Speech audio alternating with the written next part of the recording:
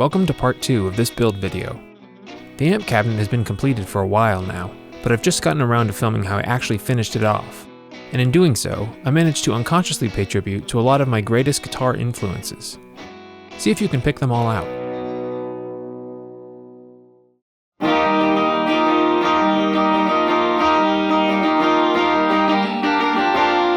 This project needed a nickname, rather than the amp cab thing that sits in my office.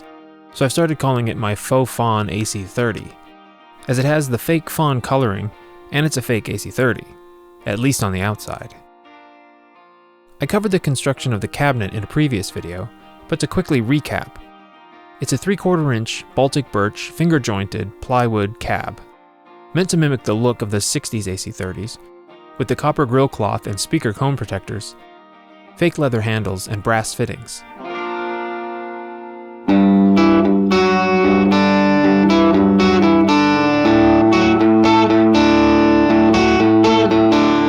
Inside is a stereophonic speaker set with vibrasonic sound.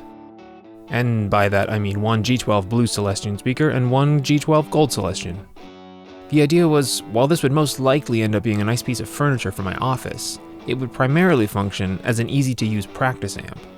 But if I ever wanted to use it to record, I could conceivably get 2 different tones out of one amp, or even use it to recap the signal from a different head and have more options, which comes up later in the video. Inside the head cavity of this cabinet is where things get a little interesting. Emphasis on little.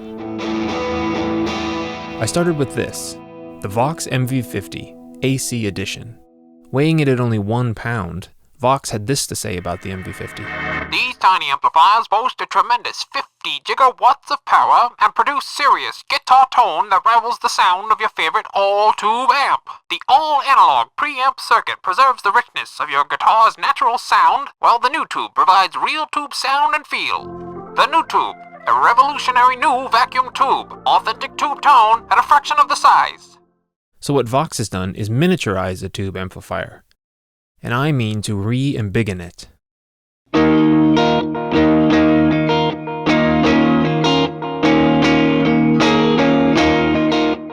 On the back of the amp, there's a flat or deep EQ switch. When connecting to a small cabinet, the deep mode emphasizes low frequencies and prevents high frequencies from becoming too pronounced. When connecting to a larger speaker cabinet, set it to flat to take full advantage of the characteristics of the speakers, without emphasizing or reducing the frequency range. There's also a line/headphone out that can connect to a mixer, an audio interface, or even headphones, which is handy for late night practice defeating the devil with rock.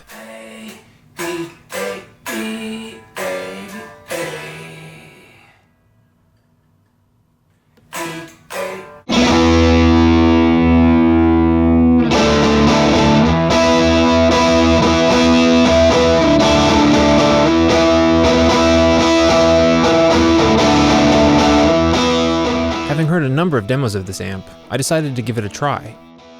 At just over $200, it seemed well worth it. Something about the functionality and quirkiness of putting something so small into a full-size cabinet appealed to me. I eventually started to dig the tone, simple as it was, so I committed.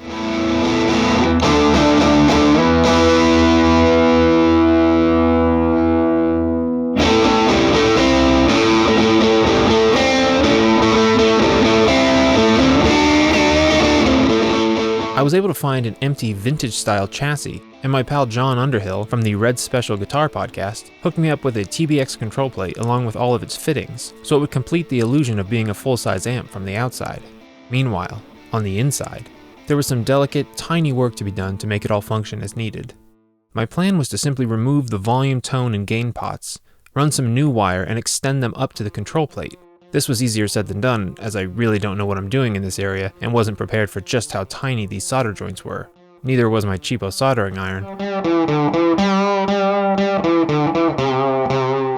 So it took a lot of practice, failure, and repair to make it work in the end. After a lot of frustration, I opted not to continue filming my toiling, so I'll jump ahead to the completed look.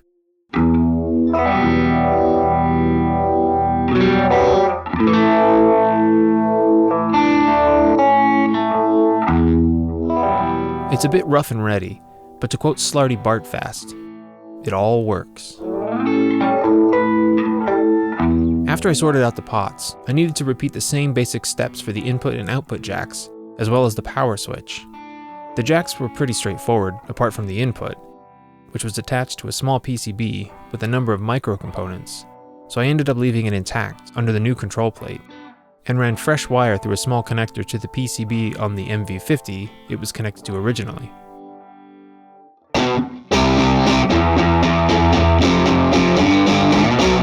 When it came time for the power switch and LED lights, I needed to install a step-down voltage converter to lower the voltage for the lights I bought. I opted for some of these ball-end rockers and went for white LEDs, keeping with the anemic blonde aesthetic, which started to take over all aspects of the amp. I even got my hands on a white power cord. The step-down converter happened to have a small orange LED on its PCB, and the new tube inside the MV50 glows blue, so with the MV50 sitting snugly, velcroed at the back of the chassis, when slid into place, the lights can be seen through the brass vents on the top of the amp, which added to the artificial tube amp look. As a nod to Dr. Emmett Brown's work on time machines, and Greg Fryer's work with Brian May, I used Dymo tape labels to differentiate the controls on the existing panel. HP is headphones, not Harry Potter. That's a different build video. Taking after the AC30 TBX setup, I wired the speakers in series and set the ohm rating on the back of the MV50 to correspond, and closed it up.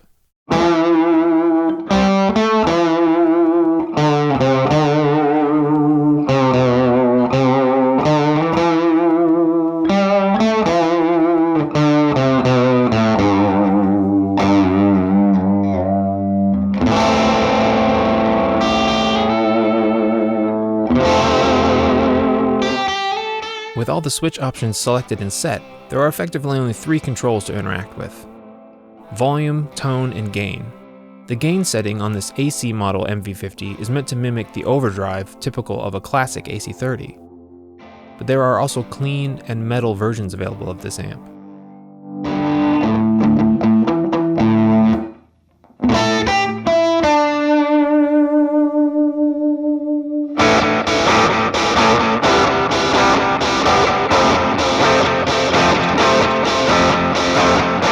One aim of the MV50 and its users was to replace a traditional, heavy-to-lug-about combo amp for gigging purposes. And to that end, it has also been described as being excellent at accepting other pedal-heavy signal chains. I happen to have a deep love for effect pedals, and a couple road cases full of them, so we might as well hook a few up.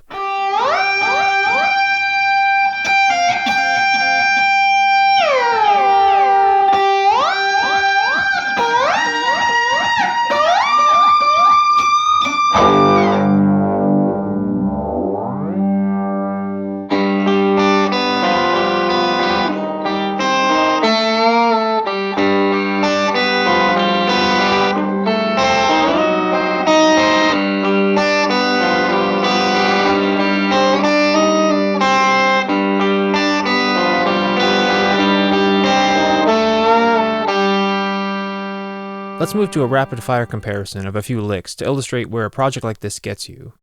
As I just received a brand new Fryer Jan 97 treble booster in the mail from Australia, I'm going to pull double duty with this video now and switch briefly into Brian May mode to demonstrate the AC30 sound mixed with the treble booster and my homemade red special.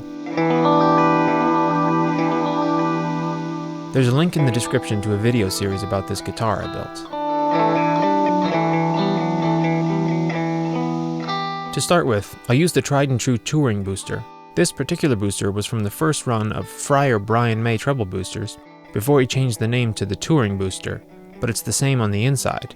It just has a knob on the front, which I've never turned, except to dust under. To see how the characteristics of the MV50 and the Touring booster compare to a traditional AC30, we'll run through a few different setups. Starting with the TBX, using a Weber Minimass attenuator, set to bedroom level, which felt like the direct comparison I most wanted to attempt.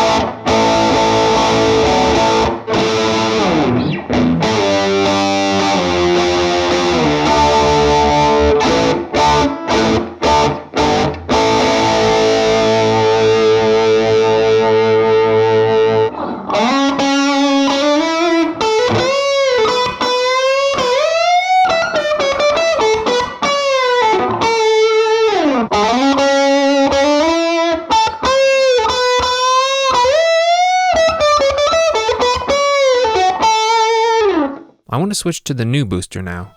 This Jan 97 Type 1 booster is made by Greg Fryer and is a reissue of one of the boosters he made in 1997 during the time he was building his 3 Red Special replica guitars for Brian May, John, Paul, and George Burns. This was just before he began restoring Brian's original Red Special guitar. That original Jan 97 booster was used during the recording process of Brian's second solo album, Another World. I also happen to have in my possession an original handmade Greg Fryer booster from that same period. In early '98, Brian asked Greg to experiment with reducing the top-end hiss typical of treble boosters, and Greg fitted this 10K trim pot to the second of his Jan 97 treble boosters, which became the Type 2. This original Type 2 booster was also used by Brian on the recording of Another World, and was the basis for the Fryer Touring treble booster. The Jan 97 Type 1 booster is more full range with a little more treble bite than the Touring booster, and has slightly more gain to my ear. The higher notes appear to jump off the fretboard a little easier. For the rest of the demo, this booster has been used.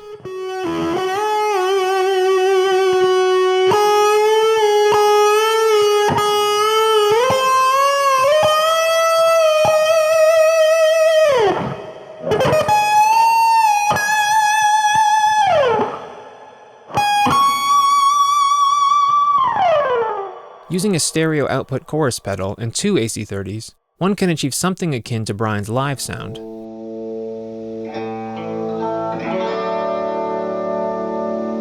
I found that the MV50 was actually pretty great at cleaning up the overdriven sound when the guitar volume was backed off. However, it appeared to clean up much quicker than the TBX, so I had to adjust the levels in the mix to make them match, but it was less noticeable in the room. Brian typically runs 3 amps these days, a wet, dry, wet setup, with a very slight chorus on the left and right amps, giving the signal a much wider and more luscious spread. While I have 3 amps, I'm going to stick to just 2 for the moment, so you'll have to settle for the simple stereo effect.